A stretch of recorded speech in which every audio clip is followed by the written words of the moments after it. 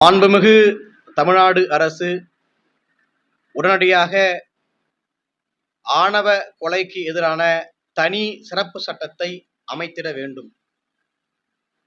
சட்டத்தின் மூலம் மட்டுமே சமூக ஒழுக்கத்தை கொண்டு வர முடியும் என்ற ஒரு கால சூழல் நிகழ்கிறது.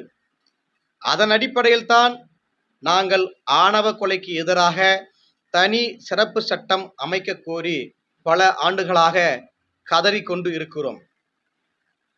ஒழுக்கம், கல்வி, அடிப்படை பொருளாதாரம் இவைகள்தானே தகுதி. சாதி எப்படி தகுதியாகும்? தன் பெற்ற பிள்ளைகளை கொலை செய்து ரசிக்கும் வகையில் மனித மனநிலை அவ்வளவு கேவலமாக இருக்கிறதா?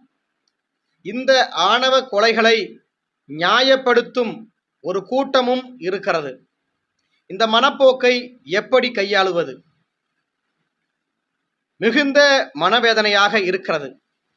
தமிழ்நாட்டில் பல்வேறு விதமான தலைவர்கள் இதற்கு உரிமை குரல் கொடுத்து வந்தாலும் இன்னமும் அதற்கான தீர்வுகள் கிடைக்கப் பெறவில்லை. சாதியை தகுதி என்று கருதும் மனநிலையை உடைக்க வேண்டும்.